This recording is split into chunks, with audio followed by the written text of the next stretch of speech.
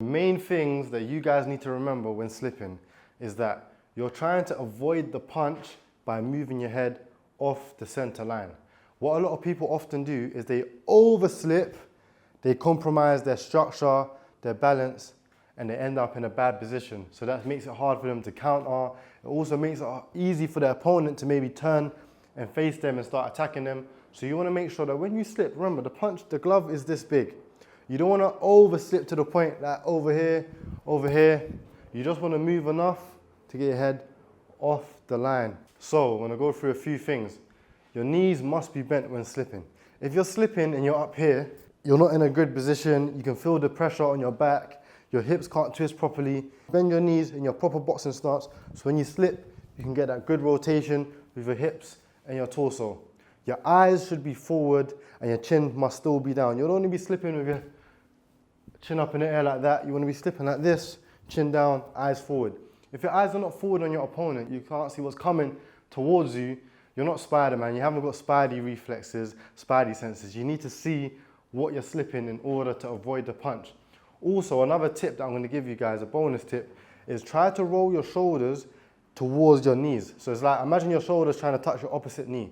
That way, you slip correctly. Of course, your shoulder can't touch your knee, but you want to slip forward. You don't want to slip backwards, because when you slip backwards, what a lot of people do, they slip backwards, and then they get caught with a punch at the end of the punch. That's not good. You want to slip towards the punch. That way you get close to your opponent, and that way you're able to move off whatever you want to do. So you want to make sure you're slipping with your eyes forward, your chin down, your knees are bent, your hands are up as well. Bring your hands with you as you slip. For safety purposes and for fundamental purposes, you don't want to learn a skill with not the correct fundamentals. So we're going to teach you with your hands up. Another bonus with your hands up is that easier to punch. When your hands are down, it's got to travel all the way from here to counter. Your hands are up, you're able to slip much easier. So remember these things when slipping a punch, and it's going to give you that correct technique. So let's get through some drills and some examples. Let's go. Key point when slipping that a lot of people don't actually tell you, but I had to mention it. This is very important. Make sure that after you slip the punch, do not just stay there. Make sure you defend as well. You slipped one punch, the fight is not over. So don't get too complacent. Don't get comfortable with your work. Boom, you slipped. Boom, defend straight away. Because a lot of good fighters, what they will do, they will chase you. They will follow you after you slip that punch. So make sure you slip the punch and your hands are straight back up. You defend again. You might have to do a second slip. You might have to do a bob and weave. You may have to put your hands up. You may have to counter. The fight is not over. Don't get complacent just because you slipped one punch. So remember that key point when slipping. We're going to give you some drills now that you can work on. Let's go. The first drill I want you guys to do is very, very simple. So you have your checklist now of all the things you need to ensure when you're slipping a punch. So all you're going to do is you're going to get into your boxing stance and you're going to start off slowly. One of my coaches said the quickest way to learn something is by doing it slowly. So I know it's very ironic, but if you do something slowly, you'll learn it much quicker than just rushing through it.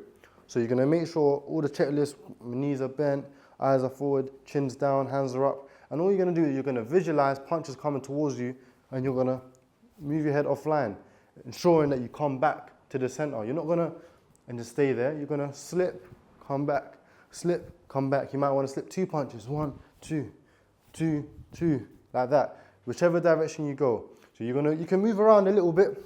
Boom, slip, slip. Show you from an orthodox stance. Slip, slip. I want to go over it again. Then you can start speeding it up. That's the first drill. Spend one round. It could be a minute round, 2 minute, 3 minute round. Just working on the technique, because in the ring, you don't want to be having to think about how to do it. You just want your body to just boom, react naturally. You've done it so many times. That's the first drill. Drill number 2, same as the first one, but you're going to add some foot movement. So you're going to, wherever area you're in, you're just going to go forward and you're going to go backwards while slipping simultaneously, because sometimes in a fight, you're not always in one spot. You might have to be moving. So you're going to be slipping, boom, boom, boom, boom, boom, boom, boom, all the way to whatever location you're going to go. You might slip the same way 3 times. You might go 1, 2, 2, 2. Then you're going to go backwards. In the boxing ring, you don't just go forwards, you also go backwards as well. It's orthodox. It's the same thing.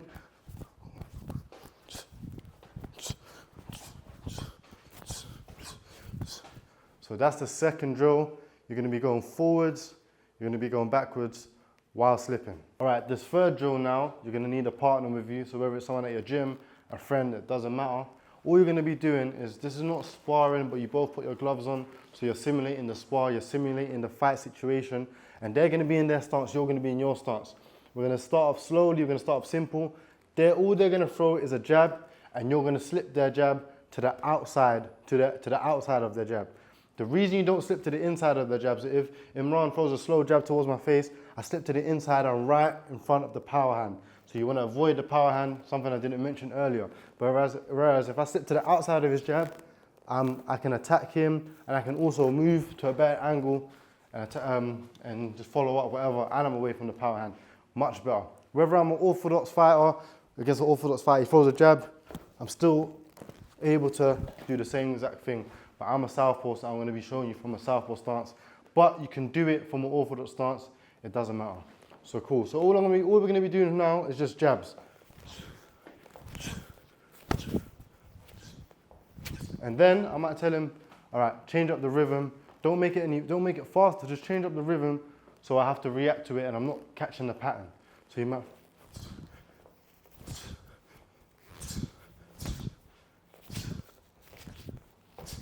Like that. So as you see, I flinched on one of them because I anticipated a punch that wasn't coming. So that's why you want him to change up the rhythm. Second one, you just get him to throw a cross. So you want to be slipping the straight punches. For example, he throws a left hook. I can't slip a left hook. You're gonna walk into it. Whereas if he throws a left hook, I can maybe duck it, go under, over the top. But in terms of slipping, you can't slip a left hook. So you want to be slipping the straight punches. So now he throws a cross, slip the cross. As you can see, my hands are up as well. I could slip with my hands down, but my hands are here. I could maybe go to the body. Whereas if my hands are up and I actually miss time, whereas if my hands are up and I miss time to slip, my hand's there to protect me here. And I can, whatever I want to do, going forward. So make sure that you slip with your hands up. It's a better habit than slipping with your hands down. You can slip with your hands down. Sometimes I may do it, but the habit and the fundamentals, the main principle, have your hands up when you're doing it. So that's the cross. Change the rhythm of the cross, same thing. We'll just show you now.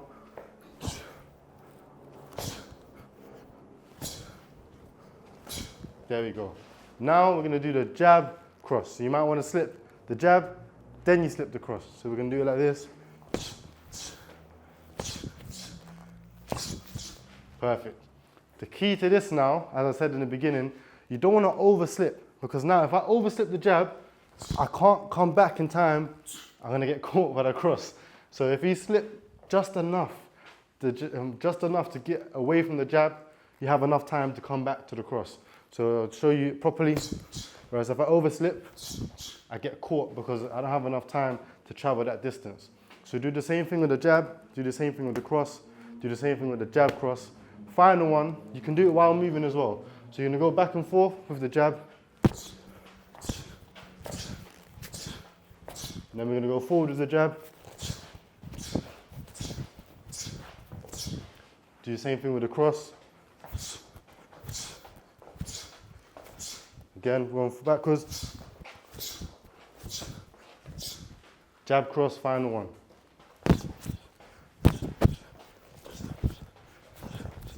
Forwards.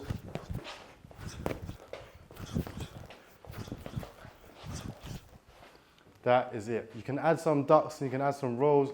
You can maybe even get them to do random punches if you want.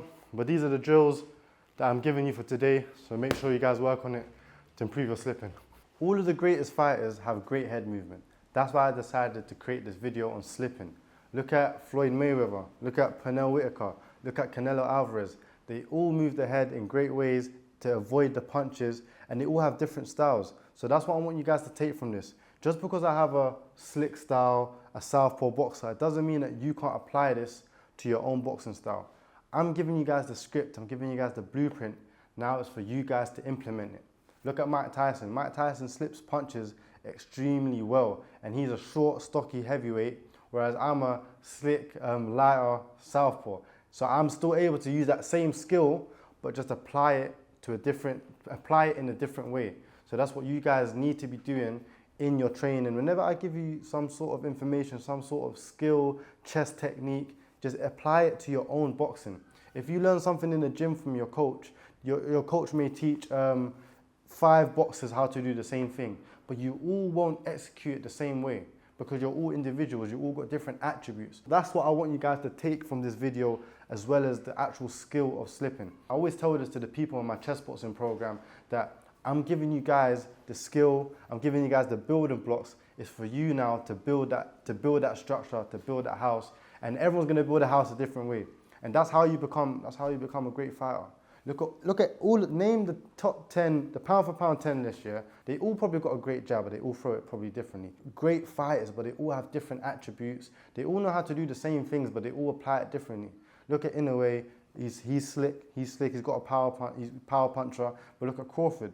He's also slick, he's also a power puncher, but he doesn't fight the same as Inoue. They do the same things, but they do it differently. So that's what I want you guys to take on board and to look that in from this video and just from me in general. Bow, lesson done on how to slip a punch. I hope you guys enjoyed. So now you guys know how to slip a punch, how to avoid the punches coming towards you, the benefits of slipping, and also the correct technique when doing it and things not to do. So make sure you guys implement it into your training.